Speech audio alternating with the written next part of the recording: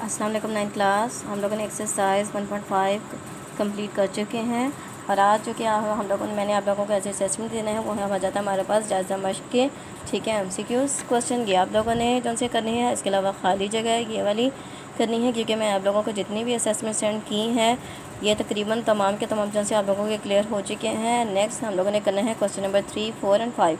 Question number 3 हमारे पास बहुत ही easy है। एक्सरसाइज हमारे पास 1.1 और 1.2 से ही रिलेटेड है कि एक रेलगाड़ी में 800 मुसाफिर सवार हो सकते हैं। अगर इसमें से 55% मुसाफिर मर्द और 15% बच्चे हों तो औरतें कितनी फ़ीसद होंगी, हम लोगों ने फ़ीसद में इसका बताना है। ओके, तो करते हैं क्वेश्चन नंबर 3 जी 9th क्लास। तो क्वेश्चन नंबर 3 हमारे पास आ जाता है मर्दों की फ़ीसद तादाद। मर्दों की फ़ीसद तादाद कितनी है? 55%।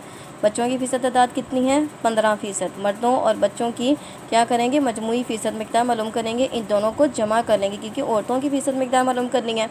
मर्दों और बच्चों की मजमूई फ़ीसद तादाद तो क्या की गया 55% प्लस 15%, तो आ गया हमारे पास 70%। औरतों की फ़ीसद तादाद मालूम करनी है तो उसके लिए क्या किया कि 100 में से 70 को माइनस किया तो हमारे पास आ गया 30%। तो ये औरतों की फ़ीसद तादाद आ गई है।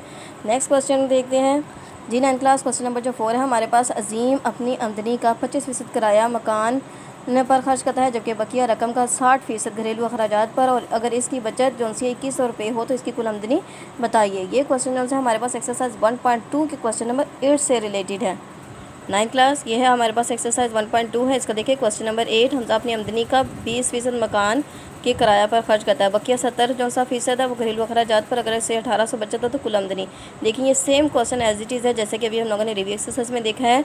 ये क्वेश्चन मैंने आप लोगों को करवाया हुआ है, तो आप लोगों ने रिव्यू एक्सरसाइज का क्वेश्चन नंबर 4 वो खुद अब करना है जी 9th क्लास। नेक्स्ट हमारे पास आ जाता है क्वेश्चन नंबर 5 आ जाता है, जिसमें हमारे पास एक स्कूल में अगर 220 कुर्सियाँ और 110 मेज़ तलबा के लिए जबकि 50 कुर्सियाँ और 30 मेज़ स्टाफ के लिए हों तो दर्जन में निस्बत मालूम कीजिए। इस तरीके के भी हम लोगों ने एक से क्वेश्चन जो से हैं काफ़ी ज़्यादा 1.3 में की हैं। तलबा की कुर्सियों और तलबा के मेज़ों की तादाद के दरमियान निस्बत, तो ये मालूम करते हैं 9th क्लास। यहाँ पर अभी हम लोगों ने देखा है कि तलबा की कुर्सियों और तलबा के मेज़ों, तलबा की कुर्सियाँ कितनी हैं 220, ठीक है, और तलबा के मेज़ कितने हैं 110। तो इसी तरीके से क्वेश्चन नंबर 4 के बारे में मैंने बता दिया है। क्वेश्चन नंबर 5, तलबा की कुर्सियों की तादाद और तलबा के मेज़ों की तादाद के दरमियान निस्बत हम लिखेंगे। तलबा की कुर्सियाँ कितनी थी? वो थी जी, हम लोगों ने अभी रीड आउट किया है, वो है 220। फिर निस्बत लिखा और था हमारे पास 110। अब 9th क्लास अगर जो है तो इसको हम लोग बटे की शक्ल में बटे की शक्ल में लिख के कटिंग कर सकते हैं, और अगर हम चाहें कि इसको एक ही जोन से हैं टेबल के साथ हम लोग तकसीम भी कर सकते हैं, ठीक है, दोनों तरफ।